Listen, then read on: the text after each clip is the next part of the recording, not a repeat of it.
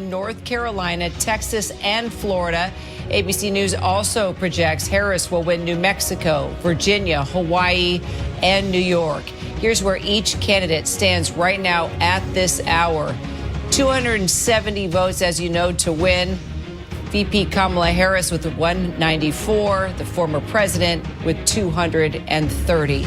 Let's take a look at the Senate overall at this hour. Dems have 13 seats, Republicans 12, 9 yet to be projected.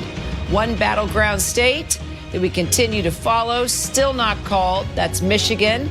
Trump won by less than 10,000 votes in 2016, but Biden won decisively in 2020. Let's check in with our Juju Chang. She is in Detroit. Juju, what's the latest there? Well, Kira, the information is just trickling in. We just spoke with the Secretary of State here who explained why the information is coming in late. Here in Detroit, the tabulations have been done, but the county, Wayne County, has yet to upload those results. But Wayne County is really a microcosm of some of the troubles, some of the cracks, if you will, in the blue wall here in Michigan. One of them is underperformance of African-American voters. That's something that is of concern. And there are many other factors here in Wayne County that we're going to have to continue to watch tonight. Kira. All right. We'll continue to check in with you, Juju. I'm Kira Phillips. Stay with ABC throughout the night. We have all your election news here in 2024. You're a single mom for 2024 on ABC. Here again, David Muir.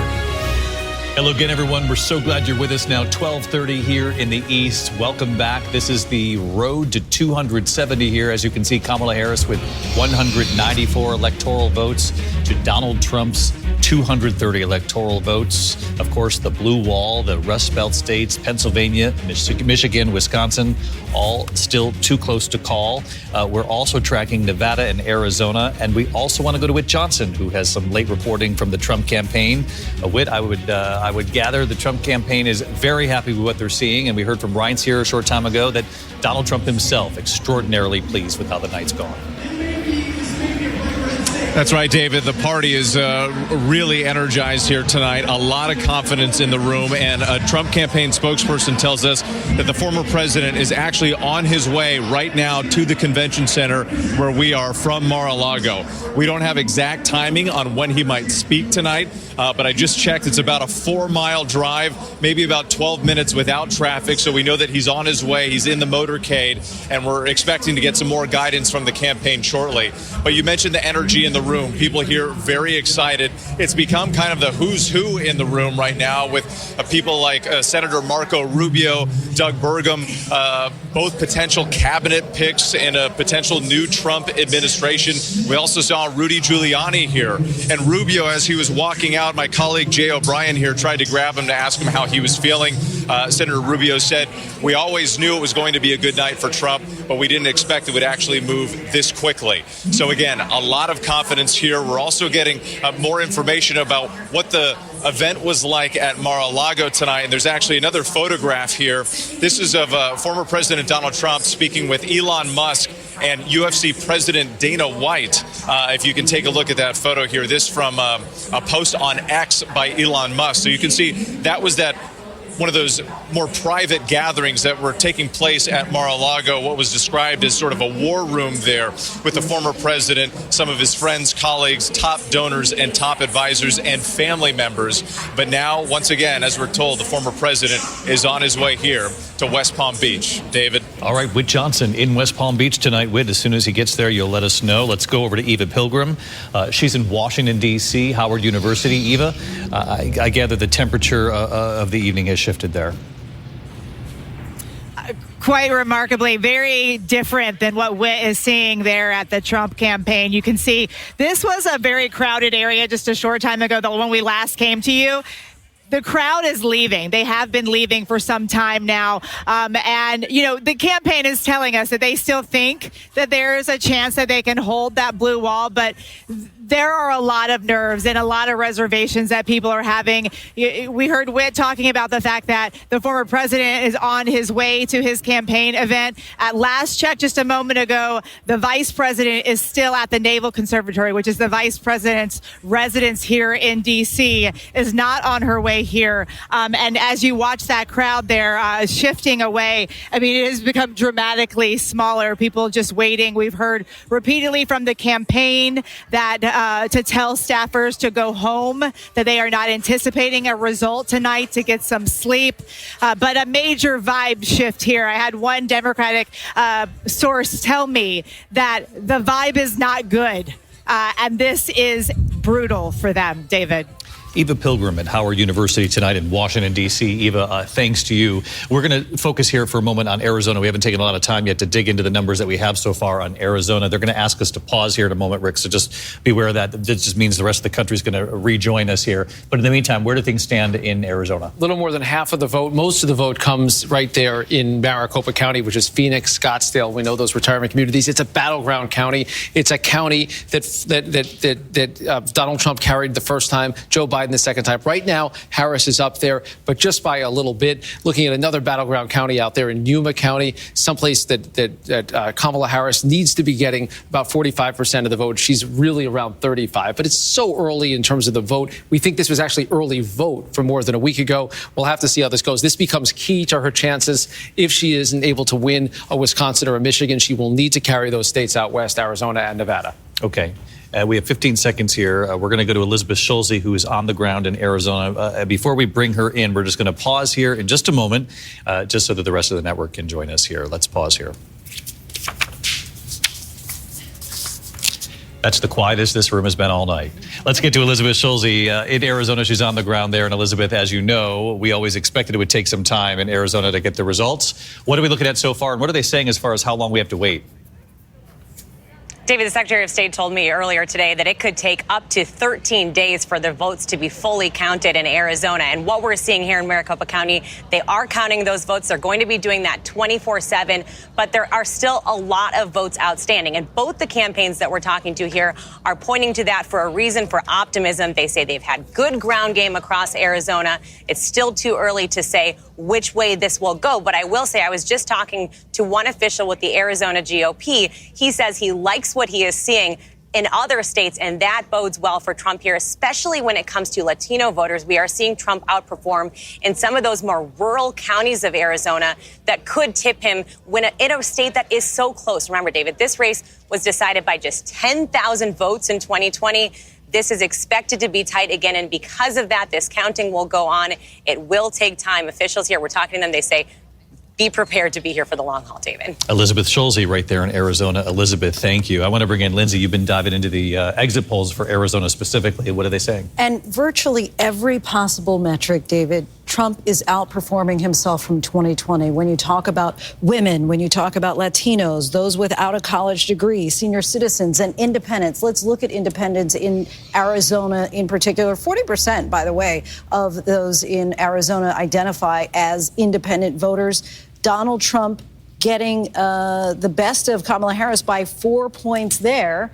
And if you take a look at by age, senior citizens, a number of retirees out there in Arizona, those who are 65 or older, which 31% of the electorate there, he's getting Kamala Harris by about, if my math is right, 8 points there. So he's getting more than half of the vote there. And if you look at his performance from 2020, he's increased by 3 points with regard to that older, that 65 and older group. Lindsay, thanks. That's the portrait of Arizona. We have another state to call, and this is a big one, Georgia. And as we heard from the Secretary of State earlier, forecast at this moment, 16 electoral votes going to former President Donald Trump. He wins the key state of Georgia. He lost it to President Biden 4 years ago by about 11,000 votes. He was determined to win that state back. He has done exactly that tonight, a margin about 100,000 votes or so between him and Kamala Harris. This is a big win, Rick. Yeah, it's huge, and it changes the electoral map in a very significant way now. Because if you now can put both of those southern states in the Trump column, this puts all of the pressure now on Kamala Harris to run the table in the upper Midwest. She will absolutely need to win Pennsylvania, in addition to most likely Michigan and Wisconsin. Right now, the 538 chances, just based on these states, and that doesn't take into account the margin in the other states, an 80% chance of a Trump victory. And if you're just looking at the pure math right now, if you flip Pennsylvania to Trump, that's 270 electoral votes right there. If you put this back here, give him a Wisconsin and a Michigan, that gets you to 270, or Michigan plus a Nevada. There's a lot of paths that are now open up to Donald Trump because he was able to hold those two states. One of them he won twice. The other one he won once and then gave back. And we remember that margin, 11,779. It became famous because of that recording. And it looks like tonight it's going to be a lot bigger margin than that in the state of Georgia. Right now it's 118,000 votes. There's still some votes left, but we've seen these blue dots shrink over the night. The story will be that the Atlanta area did not come through in the same kind of margins. And the redder parts of the state, as we've been discussing tonight, we just have seen Donald Trump hold his numbers and overperform his numbers in county after county, bringing his numbers to a level that, frankly, he hadn't seen before. And that to me is just a remarkable part of the story tonight, to see how many places he was able to not just do what he had done before, but build on what he had done before, to grow his vote share in county after county to add up to this win tonight in Georgia. What do you make of this, Donna? Well, it's clear to me that Donald Trump understood that he had to expand the electorate, he had to grow his votes, and he had to get them in early. What's happening in Georgia and in North Carolina, you have these big Democratic centers, but they would have to overperform in order to make up for what Donald Trump has been doing in the rural areas. Yeah. That's a concern now that we're looking at the blue wall. Nobody wants to go to bed at night thinking we just got the blue wall. We saw how it was cracked. It wasn't cracked because really Donald Trump didn't hit anything. Hillary kept the door open. And now we see that we have a situation where Philly's going to have to overperform, but there are red places that are still coming in Pennsylvania. In Wisconsin, Milwaukee will have to overperform. So, yeah, there may be a narrow path, but I don't know if I have my rosary beads on me. Yeah, Reince. This is so far, it continues the trend, the wrong direction for Kamala Harris, the right direction for Donald Trump. Every one of these states is continuing to move in Donald Trump's column. This is shaping up to be a really big night, obviously, for Donald Trump. It's not just a reset. I think it's more than that. It's a realignment. This isn't a victory because of better mechanics or, Trump had a better ground game. This is a matter of people making a decision, whether you're black, white, Hispanic, Asian in this country, that you were tired of the open border. You were tired of hearing about how the economy is great when you didn't feel it. You were tired about the sanctuary cities. You're tired about all of these things that, some of it's economic, some of it's cultural, and people are making a conscious decision in this country to say, I've had enough of this stuff that I'm hearing from this other side of the aisle, and they're completely repudiating it and going the other direction. Look, we may have 55 senators tonight. It's possible. And we still have Nevada and Arizona to go. That is an amazing evening so far. It is a big evening. Governor Christie, what do you make of what Reince just said? Well, part of, what Reince said about the economy and people not feeling the economy, it reminds me a lot of 1992. In 1992, George Bush 41 kept saying after the recession that he stewarded over, the economy's getting better, inflation's going down, interest rates are going down, stock market's getting better, and all that was true, but nobody felt it yet. And there is a lag. There is an 8 to 12 month lag of when these numbers start to get better to when real people start to feel it, that they have more money in their pocket. And in the end, that is something that kind of timing will be deadly for the incumbent, just deadly. And it was deadly for him. Look, that was a three-way race in 1992 that Bill Clinton only got 43% of the vote and George Bush 41 still couldn't beat him. Tonight, what Donald Trump is showing is that people still vote with their pocketbooks. That's what they were doing tonight. There are other issues that Wright's mentioned as well. And don't forget about the Hispanics, David. The Hispanic vote tonight at 45% slightly beats what George W. Bush did in 2004, if it stays there.